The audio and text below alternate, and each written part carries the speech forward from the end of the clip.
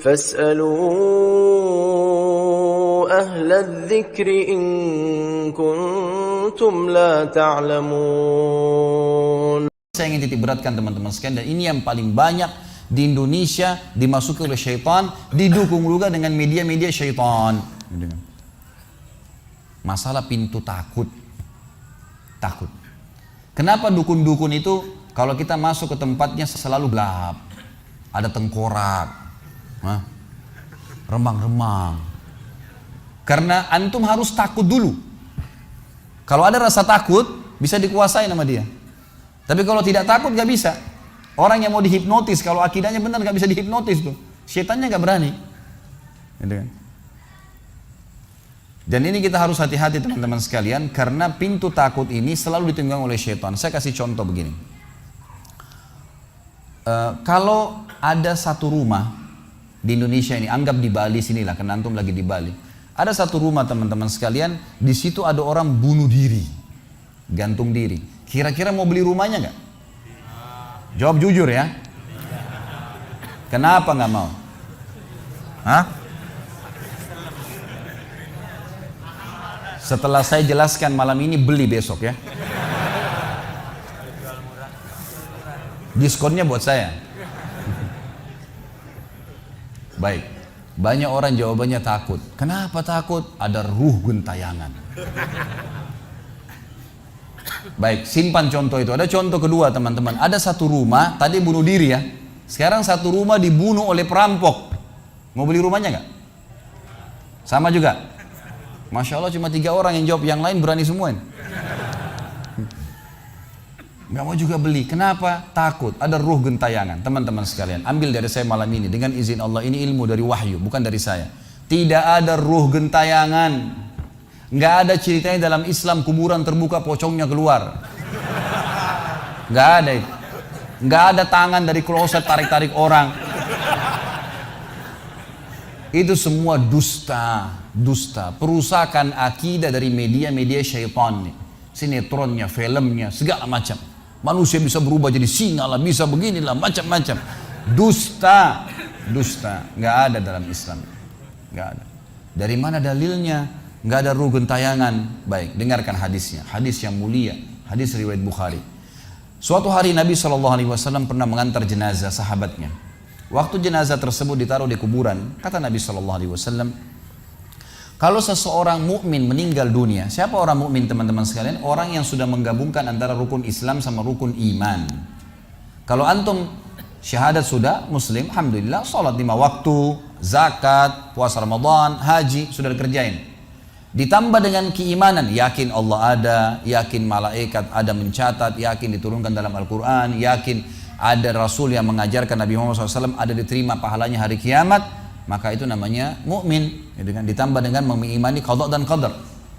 Kalau ada orang sholat, Allah ada nggak ya? Malaikat catat nggak ya? Hari kiamat saya terima nggak? Ini masih muslim, belum mukmin, masih level di bawah. Pertama muslim dulu baru mukmin. Makanya dalam hadis disebutkan ada iman, ada Islam, ada iman, ada ihsan, gitu kan? Ini level-levelnya. Nah, kata Nabi SAW, kalau orang mukmin menggabungkan antara rukun Islam sama rukun iman, sholat yakin Allah ada, sholat begini dan seterusnya, maka akan datang kepadanya 3 sosok malaikat pada saat meninggal. Dan ini teman-teman bukan dongeng saya ceritakan, ini hadis Nabi, berita wahyu yang pasti kita semua akan saksikan. Demi Allah ini benar, ini wahyu, gitu kan? Malaikat datang, di kiri kanannya malaikat rahmah yang membawa kain kafan dari surga, yang satu malaikat maut diubun-ubun kepalanya sambil berkata, ya ayyatuhan nafsul mutmainnah irji ila rabbiki radiyatan mardiyah. Hai jiwa yang baik, keluarlah kepada rahmat dan pengampunan Tuhanmu. Kata Nabi SAW, ruhnya keluar lebih mudah daripada air dari mulut kendi, cepat sekali. Begitu keluar, belum sesaat keluar ditangkap oleh malaikat rahmah, dibungkus dengan kain kafan dari surga, dibawa ke langit. Begitu dibawa ke langit, menembus 7 lapis langit, semua malaikat-malaikat di atas langit sana berkata, ruhnya siapa ini? Sungguh mulia ruh ini. Kenapa? Kata Nabi SAW, karena ruh itu mengeluarkan bau yang lebih wangi daripada bau kasturi. Semoga kita semua insya Allah termasuk. Maka kata Nabi SAW, malaikat rahmah mengatakan ini fulan bin fulan, namanya yang paling mulia di dunia. Lalu kemudian ditembuskan sampai langit ke-7, lalu kemudian terdengar suara dari langit ke-7. Allah Azza wa Jalla berkata, catatkan hambaku ini termasuk penghuni surga, kembalikan dia di dunia, di sana saya ciptakan, di sana pula saya akan bangkitkan. Diantar ruhnya bersamaan jasadnya diantar oleh kerabatnya. Baru 3 langkah mereka jalan dia masih bisa, ruh ini masih mendengarkan suara sendal mereka. Lalu malaikat datang mendudukkan dia lalu berkata, siapa Tuhanmu, siapa nabimu, apa kitabmu. Lalu dia kalau orang beriman, kata Nabi SAW, Allah berfirman, yuthabbitullahu alladhina amanu bil qawli tsabit fil hayatid dunya fil akhirah. Allah akan tetapkan jawaban di lisan orang-orang beriman di dunia. Kalau dia belajari agama ini lalu ditanya kenapa kau sholat, kenapa kau puasa, dia akan punya jawaban dari wahyu. Dan di akhirat kata ulama tafsir adalah yang dimaksud pertanyaan mungkar nakir atau malaikat di kuburan. Ringkas cerita adalah dia akan menjawab, Tuhanku Allah, Nabiku Muhammad, kitabku Al-Quran. Pada saat dia jawab jawaban itu teman-teman sekalian, maka tiba-tiba saja kata Nabi SAW, malaikat tersebut membukakan baginya pintu neraka. Azab, siksaan, orang teriak-teriak, api yang berkobar-kobar, dia ketakutan. Kata malaikat, lihat dari apa Allah selamatkan dirimu. Karena kau beriman, kau nggak jadi masuk sini, ditutup. Supaya dia tahu nih, kalau dia berbuat salah akan masuk situ, ditutup. Dibuka pintu surga, dayang-dayang, permadani, istana yang luas, luar biasa. Dia gembira. Lalu kata malaikat, kau akan masuk di sini. Maka si mayit tersebut pun berdoa mengatakan, ya Allah cepatkan waktu, karena aku ingin masuk ke dalam surgaku. Lalu datang di sebelahnya orang yang tampangnya gagah, badannya bersih, wangi, saking sempurnanya kata jenazah ini. Ruh ini berkata, siapa kamu ini? Sungguh sempurna ciptaan Allah pada dirimu. Maka dia berkata, diam dulu. Maka dia berkata, gitu kan? Dia berkata, saya amal soleh akan menemani kau sampai hari kiamat. Insya Allah setelah riwayat ini kita sholat. Saya amal soleh akan menemani kau sampai hari kiamat. Maka kata Nabi SAW terdengar suara, ya Allahu alam di sini disebutkan Allah atau malaikatnya, tapi yang jelas menyampaikan dari Allah Subhanahu Wa Taala, lapangkan kuburan hambaku ini seluas pandangan matanya. Dan bukakanlah pintu surga baginya setiap pagi dan petang dia melihat. Maka jadilah kuburannya taman dari taman surga sampai hari kebangkitan. Baik. Sebaliknya kata Nabi SAW, kalau orang fasik, siapa tadi fasik? Muslim yang masih berbuat maksiat. Teman-teman hati-hati. Jangan kena mengandalkan sudah syahadat kemudian bebas berbuat dosa. Hati-hati. Fasik dan orang kafir proses matinya sama. Kata Nabi SAW, orang fasik dan orang kafir akan datang kepadanya 3 malaikat. 2 malaikat azab di kiri kanannya, 1 malaikat maut dibunuh-bunuh kepalanya yang berkata, hai jiwa yang busuk, keluar kepada kemurkaan Tuhanmu. Maka ruhnya berantakan di tubuhnya, tidak berani keluar. Lalu malaikat maut menariknya dengan keras. Ibaratnya seperti bulu domba yang dibasahkan, dililitkan di pohon berduri, lalu ditarik dengan keras sehingga berantakan bulu domba itu. Keluar, belum sesaat keluar ditangkap oleh malaikat azab, dibungkus dengan kain kafan dari neraka, dibawa. Baru langit pertama nggak dibukain pintu oleh para malaikat. Lalu malaikat langit berkata, siapa ruh ini? Sungguh buruk ruh ini. Kenapa? Kata Nabi SAW, karena ruh itu mengeluarkan bau yang lebih busuk daripada bau bangkai. Wa na'udzubillah. Lalu malaikat azab membawa mengatakan, ini ruhnya Fulan bin Fulan. Ya, orang yang disebutkan nama paling buruk di dunia. Lalu terdengar suara dari langit, Allah berkata, catatkan hambaku ini termasuk penghuni neraka. Di sana kembalikan dia di dunia, di sana saya ciptakan, di sana pula saya akan bangkitkan. Diantarlah ruhnya bersamaan pengantarnya mengantar jenazahnya. Begitu masuk dan 3 langkah, ya, orang-orang mengantarnya lewat, malaikat datang mendudukkan dia mengatakan, siapa Tuhanmu, siapa nabimu, apa kitabmu. Walaupun muslim, rekam baik-baik ini, ya, lahir dalam keadaan Islam, sesekali sholat, fasik, masih banyak maksiat, tidak tobat sebelum meninggal, sama. Jawabannya kata Nabi SAW dengan orang kafir, innama aqulu kama kana yaqulun nas. Saya nggak tahu, saya cuma ikut-ikut dulu orang bilang apa, nggak bisa jawab. Lalu kemudian dibukakan baginya pintu surga, dayang-dayang, permadani, istana, pemandangan yang luar biasa, gitu kan? Maka dia kagum, kata malaikat, lihat dari apa kau haramkan dirimu. Dulu kau bisa masuk sini, tapi kau tidak mau, ditutup. Dibuka pintu neraka, azab, siksaan, orang dipotong, teriak-teriak, kesakitan. Lalu dia ketakutan, kata malaikat, ini tempat kau selamanya, kau tidak akan bisa lari. Maka dia berdoa mengatakan, ya Allah jangan kau cepatkan waktu karena aku tidak ingin masuk ke dalam nerakaku. Lalu datang di sebelahnya orang yang buruk tampangnya, bau badannya nggak enak. Lalu saking buruknya kata jenazah ini, kata ruh ini, siapa kamu ini, pergi dari saya, sungguh buruk ciptaan Allah pada dirimu. Maka dia mengatakan, tidak, saya amal burukmu yang akan menemani kau sampai hari kiamat. Lalu dalam penutupan hadis Bukhari ada 2 riwayat. Yang pertama, Allah Azza wa Jal, ya, mengirim kepadanya malaikat yang tidak punya penglihatan dan pendengaran. Allahu alam bagaimana nih? Yang membawa sebuah besi, yang kalau besi itu seluruh jin dan manusia bersatu mau membalik saja mereka tidak mampu. Bayangkan seluruh jin miliaran, seluruh manusia miliaran, balik saja mereka tidak mampu. Ini saking kuatnya malaikat tersebut. Maka menghantamkan ke tubuh orang ini hancur, diutuhkan kembali lagi. Begitu terus sampai hari kiamat.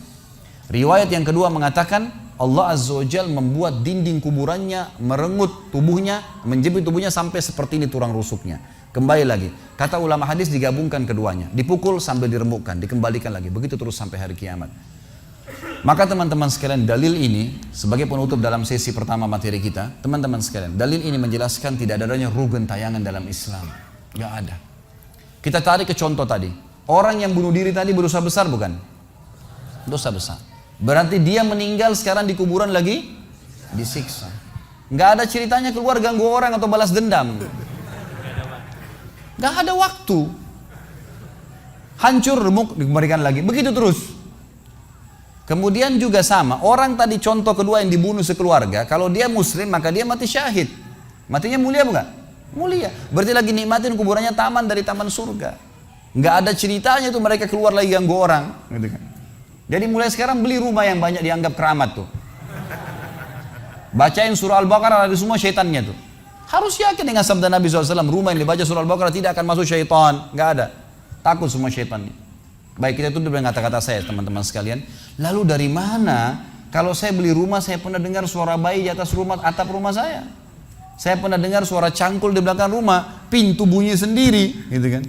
Itu semua permainan syaitan yang ada di sekitar rumah itu, atau Anda yang bermasalah. Harus diruqyah. Dibacain ayat, ada sihirnya tuh. Mungkin pernah mandi dulu ilmu kebal, mungkin pernah ini, mungkin pernah bersemedi, apalah macam-macam yang khurafat ini, maka dia harus diruqyah. Jadi harus diobatin. Baik. Begini contohnya, kalau kita lagi lewatin tadi rumah yang orang ada bunuh diri, ini kalau ada syaitan di sini marah dengan saya, tapi saya nggak peduli. Emang dia musuh kita. A'udzubillahi minasyaitonirrajim. Gitu kan. Allah hancurin mereka. Gitu kan. Yang jelas teman-teman sekalian, kalau kita lewat di rumah yang ada orang bunuh diri, gitu kan.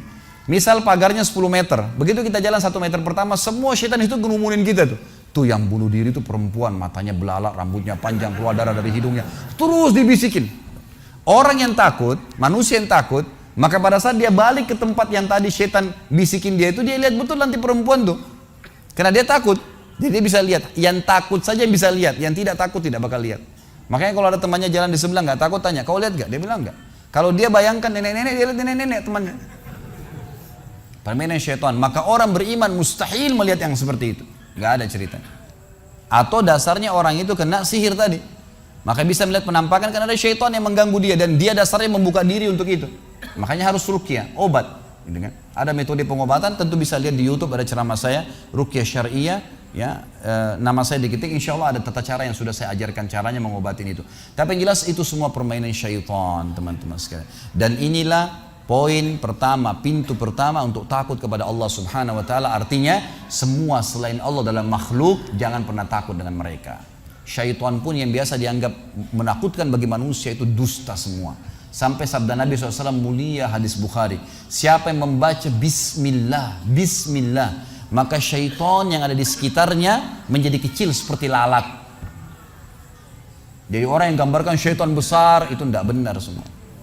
Kata Nabi SAW dalam hadis Bukhari yang lain, siapa yang mau masuk ke rumahnya lalu dia baca Assalamualaikum, salam warahmatullahi wabarakatuh, syaitan di sekitar rumahnya berkata kepada teman-temannya, tidak ada tempat nginap buat kalian malam ini.